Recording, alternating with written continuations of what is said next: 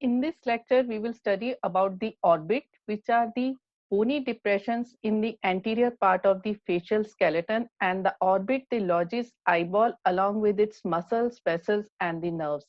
In the second part of the lecture, we will discuss about the extraocular muscles responsible for the movement of the eyeball. Clinically, the orbit can be involved in the conditions like direct blowout fractures resulting in damage to the eyeball or wall of the orbit itself. While extraocular muscles, they can be involved in conditions like squint or strabismus, where there is an imbalance or incoordination between the muscles of the two eyes. Moreover, the nerves which are supplying these muscles, they can be involved in various vascular or traumatic conditions of the brain, resulting in the injuries to the nerves and paralysis of the extraocular muscles.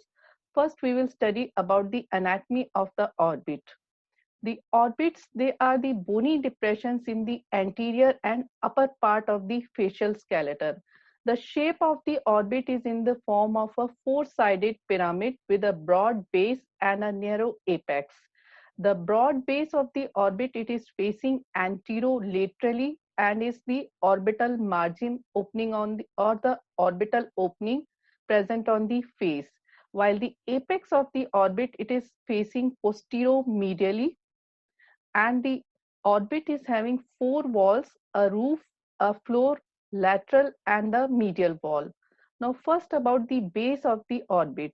The base or orbital margin or the orbital opening, it is formed by three bones, superiorly by the frontal bone, laterally by the zygomatic bone, and medially by the and inferiorly by the maxilla bone. The apex of the orbit, the apex, it is lying posteromedially, and it is present at the medial end of this fissure, which is the superior orbital fissure. So here, at the medial end of superior orbital fissure, the apex of the orbit is present. Now, the four walls of the orbit, first the roof of the orbit. The roof is mainly formed by the orbital plate of frontal bone, but completed posteriorly by the lesser wing of the sphenoid bone. And in the lesser wing of the sphenoid bone, an optic canal is present, which lodges the optic nerve and the ophthalmic artery. The On the roof of the orbit, laterally there is a lacrimal fossa which lodges the lacrimal gland, and medially there is a trochlear fossa on which a trochlea or a pulley for the superior oblique muscle is present. The lateral wall of the orbit, it is formed by anteriorly by frontal process of zygomatic bone and posteriorly by greater wing of the sphenoid bone. Between the roof and the lateral wall, in fact, between the lesser wing of sphenoid and the greater wing of sphenoid, a superior orbital fissure is present. Now, the floor of the orbit.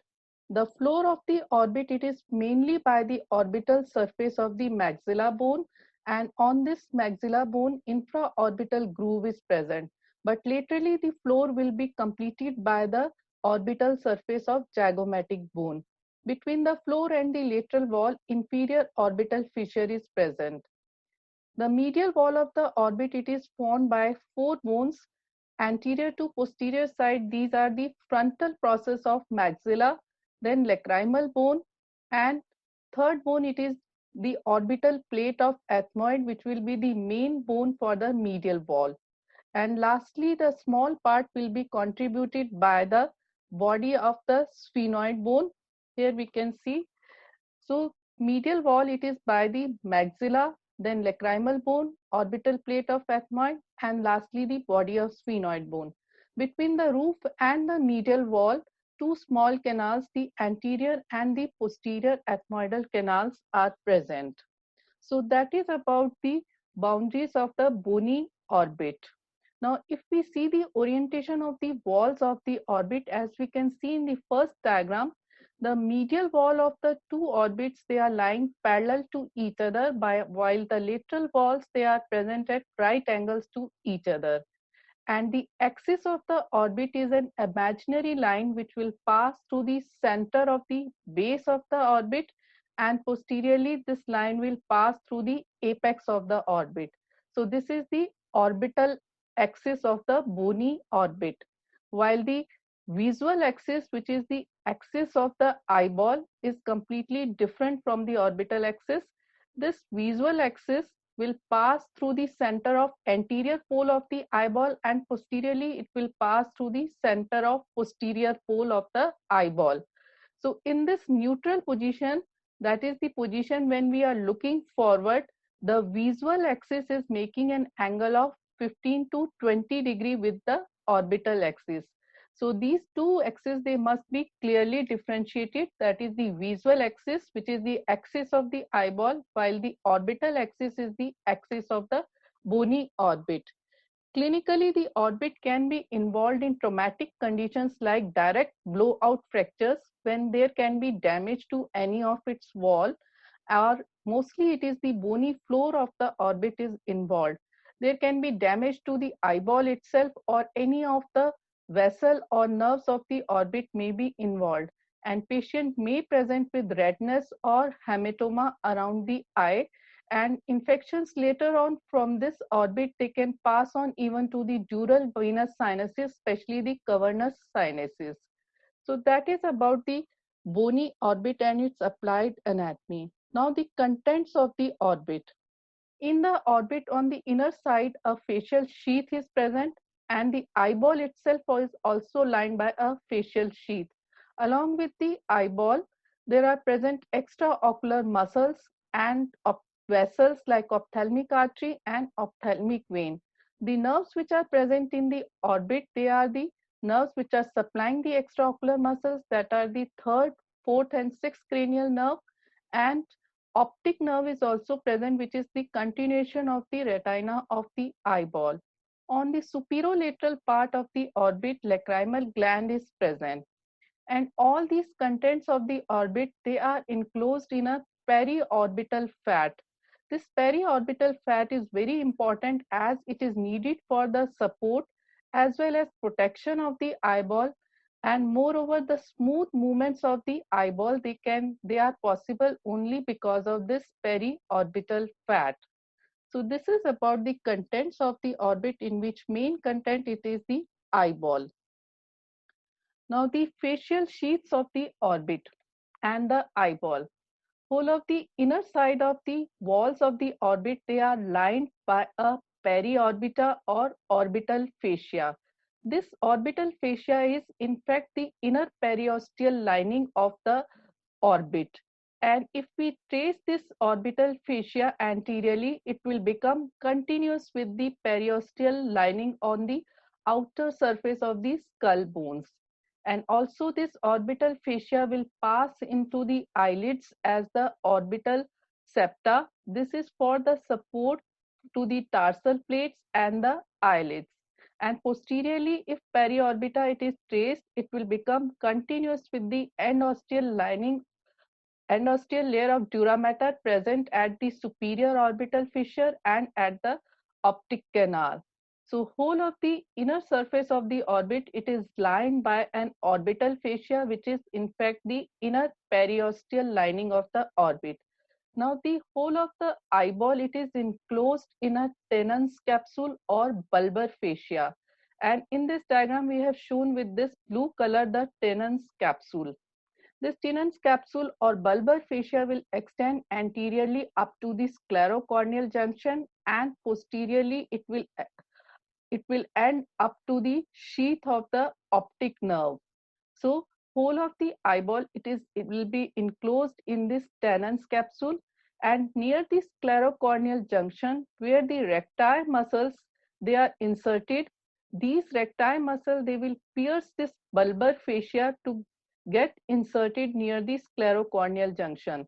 And at the point of insertion, these recti muscle, they will also get enveloped by this facial sheath to some extent. So all the recti muscles and the oblique muscles of the orbit, or the muscles which are responsible for the movement of the eyeballs, they will be also enclosed with this facial sheath, bulbar fascia. But the sheath which is present around the medial rectus muscle and the lateral rectus muscle, they will extend medially and laterally up to the bony walls of the orbit. So we can see in this diagram The sheath around the lateral rectus muscle, it is continued up to the lateral wall of the orbit as lateral check ligament, and here it is attached to the zygomatic bone. And medially, the sheath around the medial rectus muscle, it is continuing up to the lacrimal bone as medial check ligament. Both the medial and lateral check ligaments, they will prevent the excessive movements of the eyeball medially or laterally. Similarly, if we see in the second diagram, there is a common sheath, facial sheath around the inferior rectus and the inferior oblique muscle.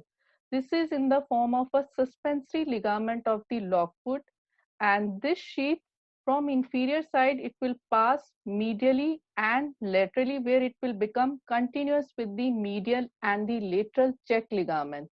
So a continuous socket will be formed by this facial sheath around the eyeball, and this suspensory ligament of Lockwood is especially important because it prevents the inferior displacement of the eyeball. And in conditions like fractures of the maxilla, this suspensory ligament of Lockwood will prevent the displacement of the eyeball into the maxillary air sinus. And also this sheath of bulbar fascia, it become important during the enucleation or the removal of the eyeball, when we will remove this eyeball, but we will leave the Tennant's capsule behind, and in this Tennant capsule or the socket, we can fit the artificial eye. So this is about the sheath which is present around the eyeball, the bulbar fascia or the Tennant's capsule, which is extending medially and laterally as the medial and lateral check ligament, and inferiorly as a suspensory ligament, and continuation of this sheath around whole of the eyeball, it forms a socket preventing the displacement inferiorly and preventing the excessive movements medially and laterally. Now we will discuss about the extraocular muscles. The extraocular muscles, they are responsible for the movements of the eyeballs, and extraocular muscles have some special features. First is that these muscles are having small motor units. By motor unit, we means the amount of the skeletal muscle fibers which are supplied by a single nerve fiber. And in extraocular muscles, the one nerve fiber, it supplies only 2 to 4 muscle fibers, or maximally up to 10 muscle fibers. These small motor units, they are responsible for the accurate and precise movement of the eyeball. And moreover, the extraocular muscles of the two eyes, they behave in a conjugated or coordinated manner. So these muscles, they are also known as the yoke muscles of the eyeball. For example, we can see in this picture that while looking towards the left, our left eye will move laterally, while the right eye, it will move medially. So in the right eye, it is the medial rectus muscle is functioning, and in the left eye, it is the lateral rectus muscle is functioning, and both the eyes, they are behaving in a conjugated or coordinated manner. Now we will study about the anatomy of the extraocular muscles. The extraocular muscles, they are responsible for the movements of the eyeball. Since they are present outside the eyeball, extraocular, but they are present inside the orbit, so intraorbital muscles. The extraocular muscles, they are classified into two groups, involuntary and voluntary. The involuntary muscles are superior tarsal, inferior tarsal, and orbitalis muscle, while in the voluntary muscles, the one muscle is responsible for the movement of the upper eyelid, that is levator palpebrae superioris, and other six muscles, they are responsible for the movement of the eyeball. In this group, there are four straight muscles: the recti muscle, superior rectus, inferior rectus, medial and lateral rectus muscle, and two oblique muscles, superior and inferior oblique muscles. Now first we will study about the involuntary muscles. In the involuntary muscles, there are superior tarsal muscles which are responsible for elevation of the upper eyelid. Inferior tarsal muscles are responsible for depression of the lower eyelid. The superior tarsal muscle, as we can see in the next diagram, it is a part of the levator palpebrae superioris, which is a voluntary muscle, which we will discuss in the next slide.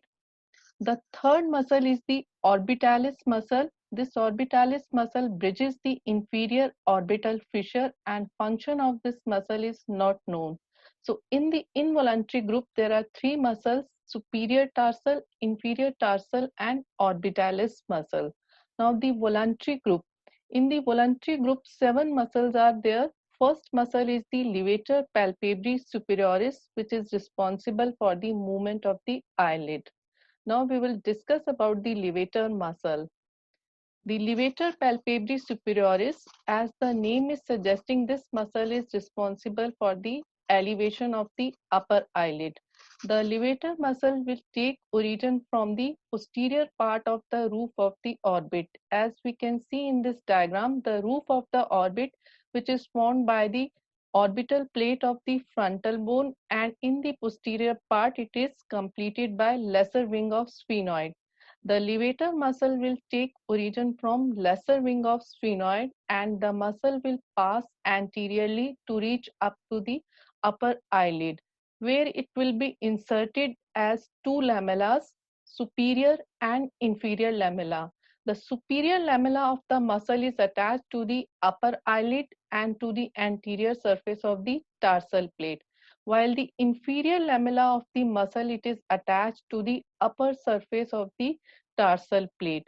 This inferior lamella of the muscle is in fact the superior tarsal muscle, which we have discussed under the involuntary group. This muscle is also known as the Mueller's muscle, and this muscle contains the smooth fibers as compared to the rest of the levator, which has the striated fibers. So levator palpebrae muscle, it takes origin from the lesser wing of sphenoid and is inserted into the upper eyelid as a voluntary part superior lamella, as an involuntary part inferior lamella. The nerve supply of the muscle, whole of the levator muscle is supplied by the third nerve or the oculomotor nerve, but the Mueller's part of the muscle is supplied by the postganglionic sympathetic fibers from the superior cervical ganglion. Now, this muscle is responsible for the elevation of the upper eyelid, and inability to lift the upper eyelid is known as the ptosis. The ptosis condition can be either due to the weakness of the levator muscle, or it can be due to the injury to the third nerve or the oculomotor nerve. Causes of the ptosis can be congenital, or muscle can be involved in the autoimmune conditions like myasthenia gravis, where there is a weakness of the muscle, while the oculomotor nerve can be involved in traumatic conditions or some infections. Now, if the Mueller's muscle, they are involved in the ptosis, this is a partial type of ptosis. And Mueller's muscle can be involved in the conditions like Horner's syndrome, where the sympathetic fibers, they are involved, and causes of this Horner's syndrome, they can be congenital, traumatic, or it can be secondary to the carcinoma lung. So that is about the muscle levator palpebrae superioris muscle, which is responsible for elevation of the upper eyelid and is having a voluntary and an involuntary part that is known as the Mueller's muscle. And the voluntary part is supplied by the oculomotor nerve, while involuntary part is supplied by the sympathetic fibers. Now we will discuss about the recti muscles. There are four recti muscles: superior, inferior, medial, and the lateral rectus muscle. The word rectus means straight. As we can see in this diagram, these are the straight muscles of the extraocular muscles. All the recti muscle, they will take origin from a common tendinous ring. This common tendinous ring or common annular ring is attached to the medial end of superior orbital fissure, as we see in the next diagram. Here we can see a figure of the superior orbital fissure, and in this superior orbital fissure is located between the lesser wing of sphenoid and the greater wing of sphenoid at the junction of roof and the lateral wall of the orbit. and to the medial end of this superior orbital fissure, a common tendinous ring is present for the origin of recti muscle. And this common tendinous ring, it also encloses the optic canal in it, through which the optic nerve and ophthalmic artery they passes. And we can see from the common tendinous ring the origin of superior rectus, medial rectus, inferior, and the lateral rectus muscle. In the second diagram, we can see again the origin of the recti muscle in a cone-shaped manner from the common tendinous ring through which the optic nerve and the ophthalmic artery is passing. Now the insertion of the recti muscle, all the recti muscles, they are inserted just behind the sclerocorneal junction, and distance of insertion from this sclerocorneal junction for each recti muscle, it is fixed as we see in this diagram. The medial rectus, it is inserted 5.5 millimeter behind the limbus or sclerocorneal junction, while inferior rectus 6.5 millimeter behind, and lateral rectus is 6.9 millimeter behind the limbus, while the superior rectus, it is 7.7 millimeter behind the sclerocorneal junction or the limbus. And we say that the insertion of the all the recti muscle is at the anterior pole of the eyeball, or we say that it is in front of the equator. By equator, we means an imaginary line which is passing through the center of the eyeball, and it is dividing the eyeball into an equal anterior and posterior halves. So all the recti muscles taking origin from a common tendinous ring, and all of them are inserted behind the sclerocorneal junctions near the anterior pole of the eyeball and in front of the equator. And these recti muscles, since they are near the anterior pole, so they will move the anterior pole of the eyeball, and they will do the movements according to their name. The superior rectus, when it contracts, it will lift the anterior pole upward, so it will cause the elevation, while inferior rectus will do the depression. The medial rectus will do the medial movement or adduction, while lateral rectus will do the lateral movement of the eyeball or the abduction movement. Now, next muscle which we are studying are the oblique muscles. First, the superior oblique muscle. The superior oblique muscle, it takes origin from the body of the sphenoid bone, and this muscle from body of sphenoid, and it reaches near the roof of the orbit. Here the tendon of the muscle, it will wind around the trochlea or a fibrocartilaginous pulley, and now this tendon will change the direction and it will pass backward and laterally below this superior rectus, and this muscle is inserted at the posterior pole of the eyeball.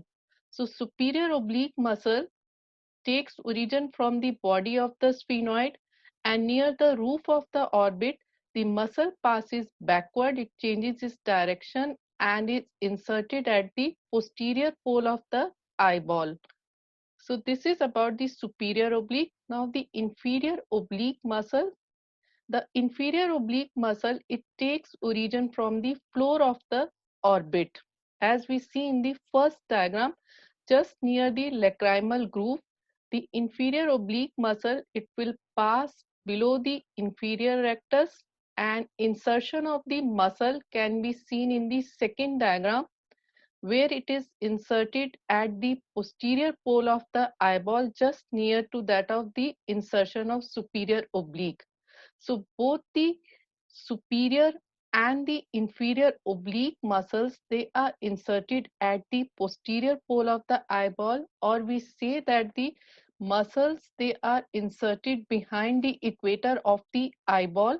So these two muscles, the superior oblique and inferior oblique, they will move the posterior pole of the eyeball. They will either move the posterior pole upward as done by superior oblique, or they will move the posterior pole downward as done by the inferior oblique. So these are the two oblique muscles of the eyeball. The superior oblique is taking origin from the body of the sphenoid and inserted at the posterior pole, and this muscle winds around the trochlea, while the inferior oblique muscle, it takes origin from the floor of the orbit and is also inserted at the posterior pole of the eyeball.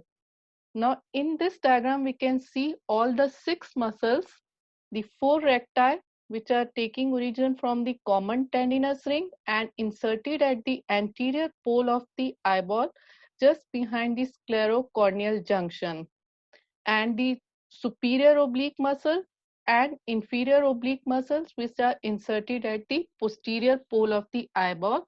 So recti, they will move the anterior pole, while the obliques which are inserted behind the equator, they will move the posterior pole of the eyeball. Now the nerve supply of these muscles, all the extraocular muscles, they will be supplied by the oculomotor nerve, except for the lateral rectus which is supplied by abducent nerve, and the superior oblique muscle which is supplied by the trochlear nerve. Rest all the muscles, that are the superior rectus, medial rectus, inferior oblique and the levator palpebrae superioris, they are supplied by the oculomotor nerve. This can be remembered by the mnemonic LR6, that is lateral rectus by 6th cranial nerve abducent, and SO4 superior oblique by the 4th cranial nerve, that is the trochlear nerve. So that is about the origin and insertion of the extraocular muscle. Now we will discuss the movements caused by these extraocular muscles.